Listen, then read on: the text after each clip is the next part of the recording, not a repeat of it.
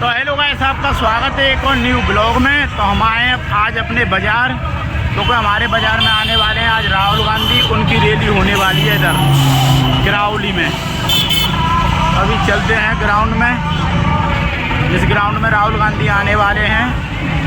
और काफ़ी भीड़ लगी हुई है आज बाज़ार में। पूरा बाज़ार वैसे बंद है आज, पर राहुल गांधी आने वाले हैं, इसकी वजह से बहुत भीड़ लगी हुई है। और आप ये देखिए कितनी गाड़ी खड़ी हुई है इधर, और दूर दूर से बस आई हैं लोगों की भर के राहुल गांधी को देखने के लिए, उनके भाषण को सुनने के लिए। और इस ग्राउंड में आने वाले हैं आज राहुल गांधी। यही है वो ग्राउंड, और उनकी बहन भी आएंगी उनके साथ, प्रियंका गांधी। इसी ग्राउंड में अभी भीड़ आ रही है, इधर लोग बाग आते जा रहे हैं, पूरा ग्राउंड भर जाएगा। ये वैसे बहुत बड़ा ग्राउंड है ये। और आप लोग ये देखिए कि कितने ट्रैक्टर खड़े हुए हैं इधर, दूर दूर तक ट्रैक्टर खड़े हुए हैं। पता नहीं ये ट्रैक्टर क्यों आए हैं, देख ही सकते हैं आप। और सामने स्टेज बनाई गई है राहुल गांधी के लिए। कांग्रेस सरकार ने चलाई है, नींव खड़ी की है कांग्रेस ने, और मकान किसी और इस स्टेज पे खड़े होकर राहुल गांधी किसानों के हित में आज भाषण देने वाले हैं।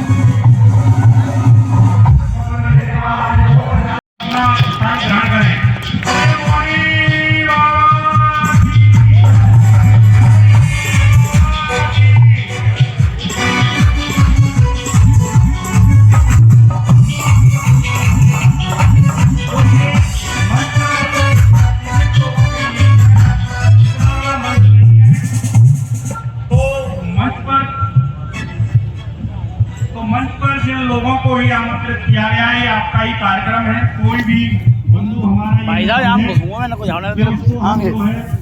आप और मैं बिल्कुल स्टेज के करीब आके बैठ गया हूँ इधर।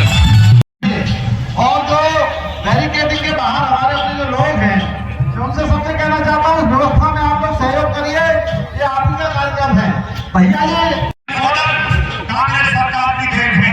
मैंने भी आपको बताया कि सूचना का अधिकार कांग्रेस की देन है, और मैंने भी आपको बताया जो रैली करने के लिए उत्तर प्रदेश के अध्यक्ष और प्रभारी दोनों के साथ एकत्रित हुए इस गिरावली क्षेत्र में।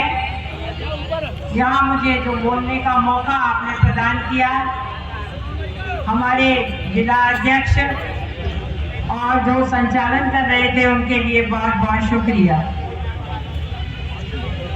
साथियों, हमारा देश 1947 में आजाद हुआ।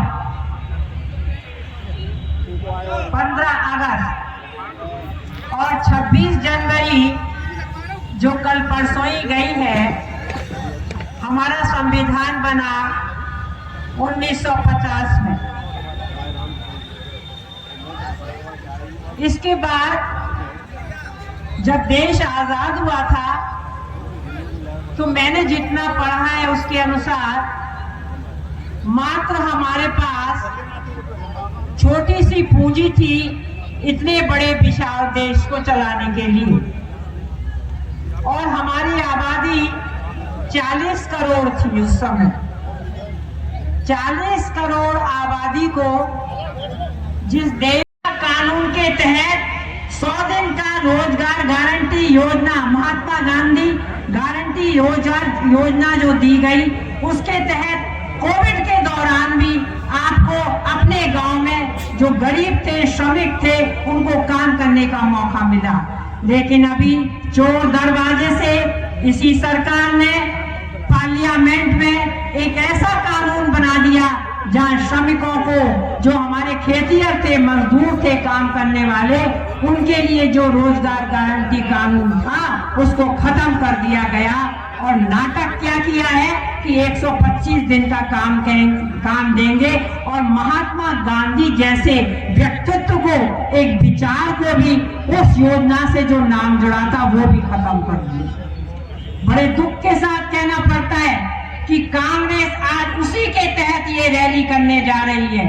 और कल मैंने शाम को, अब हम टीवी नहीं देखते क्योंकि टीवी पर जो न्यूज दिखाई जाती है वो हमारे सरकार जिन्होंने काम किया और आज की सरकार का कोरा गुणगान किया जाता है, इसलिए टीवी नहीं देखते। हम यूट्यूब पे देखा कि जो सूचना का जो अधिकार था उसको भी खत्म करने के लिए ये जो अभी सर्वे हुआ है, आर्थिक सर्वे, उसमें चुपके से कानून लाने की कोशिश उस कानून को हटाने की कोशिश की जा रही है। साथियों, हर वो अच्छी चीज जो कांग्रेस ने बनाई, हर वो अच्छा कदम जो कांग्रेस ने किया, हर वो अच्छी बात जो कांग्रेस ने की, उस कांग्रेस के काम को खत्म करके ये बताने की कोशिश की जा रही है कि इस देश को केवल 10 सालों में ही जो भी कुछ मिला है वो मिला है, वरना तो कांग्रेस ने और पिछली सरकारों ने कुछ किया ही नहीं। कि शायद आप कह रहे हैं कि आप अब अपना वक्तव्य खत्म करिए।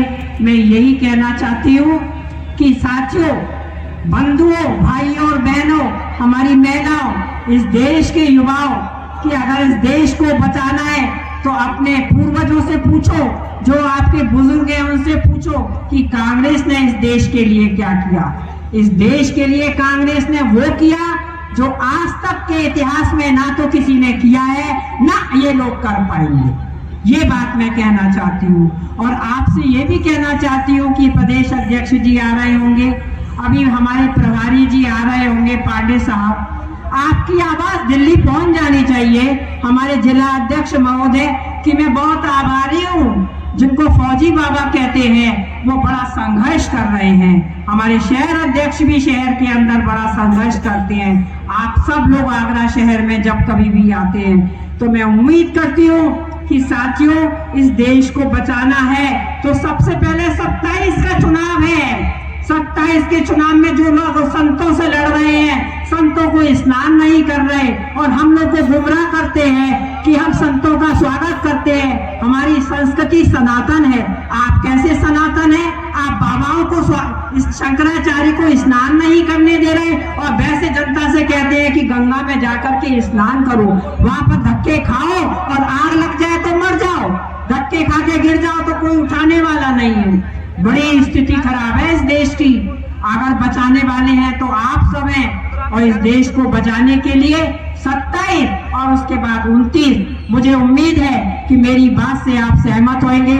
मेरे पास कहने के लिए बहुत कुछ है। मैंने एक कॉलेज में आगरा के में 40 साल तक बच्चों को पढ़ाया है और हो सकता है आपके बच्चे भी उस सेंट जॉन्स कॉलेज में पढ़ने के लिए गए हों। मैंने 40 साल तक इस कॉलेज में पढ़ा करके एजुकेशन के माध्यम से अपनी जो सेवाएं थी वो दी। मैं उम्मीद करती हूँ कि हमारे देश के युवाओं के लिए, हमारे देश के बच्चों के लिए आप लोग जरूर ध्यान रखेंगे। जय हिंद, जय भारत। और एक पंक्ति पढ़ती हूँ, उसके बाद अपनी बात समाप्त करती हूँ। और भाई संचालक जी को बहुत बहुत धन्यवाद देती हूँ कि मैंने अपनी बात आपके बीच में रख सकी। कभी मौका मिलेगा तो और विस्तार से बताऊंगी। इनकी नालायकी इतनी ज्यादा है कि एक दिन में उनका ब्यौरा हम प्रस्तुत नहीं कर सकते हैं। कि कुहासा आसमान पर छा रहा है और हम चुप हैं। कुहासा आसमान पर छा रहा है और हम चुप हैं। और अंधेरा धूप को धमका रहा है और हम चुप हैं। तो हमको चुप नहीं रहना है, इस अंधेरे से डरना नहीं है, संघर्ष करना है। जय हिंद, जय भारत। बहुत बहुत धन्यवाद। आपके यहाँ बोलते हैं, वैसे मेरा क्षेत्र भी गांव भरतपुर में है, आप सब बोलते हैं राम राम साहब, तो मैं भी आपको कहती हूँ राम राम साहब। धन्यवाद। है मिट्टी की तो कुछ बात ही अलग है, ईश्वर तो पत्थरों में भी घास पैदा करता है। इस सोच को लेते हुए ये कार्यक्रम आज आयोजित किया गया है, उसमें आप जहां जहां से आए हैं, इस मौनी बाबा की पावन भूमि पर मैं समस्त मंच और आयोजकों की ओर से आपका दिल से हार्दिक अभिनंदन और स्वागत करता हूं। अब वक्ताओं की कड़ी में मैं अनिल चौधरी जी जो सादाबाद से पूर्व विधायक हैं, चल करके आए हैं, उनसे अनुरोध करूंगा कि वो आए और अपने विचार रखें। संविधान बचाओ संवाद सम्मेलन को सफल बनाने में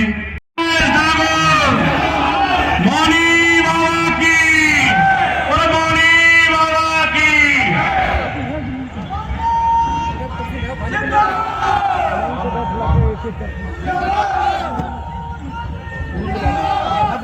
हमारे बेटों का ये अग्निवीर के नाम पे आपने होमगार्ड बना के छोड़ दिया है।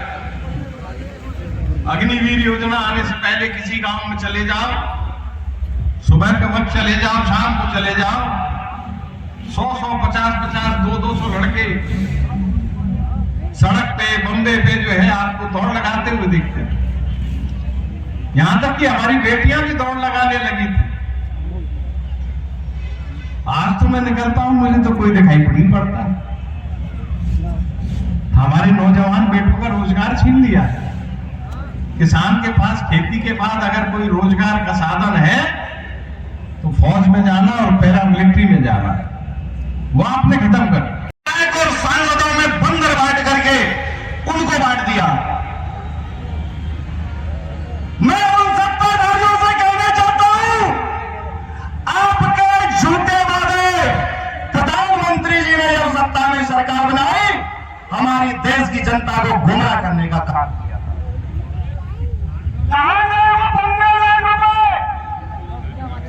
15 लाख को छोड़ो, आज 15 पैसे हमारी देश की जनता की जेब में। अरे ये भैया जो गेट के लिए मैंने बोला था वो गेट बंद नहीं कराया, ये ट्रैक्टरों को नरेंद्र मोदी ने आज हिंदू धर्म को कलंकित करने का काम किया है, हिंदू धर्म को तोड़ने की कोशिश की है। हिंदू धर्म में आप यूजीसी लगाना चाहते हो, अगर आप पिछड़े को लड़ाना चाहते हो, आप हमारे हिंदू और सनातन धर्म के 4 स्तंभ जो हमारे शंकराचार्य हैं, उनको आप इलाहाबाद संगम में स्नान नहीं करने देते हो, आप उनको परेशान करते हो, उनको धरने पर बैठने के लिए मजबूर करते हो। काहे का रामराज, काहे के सनातनी हो तुम?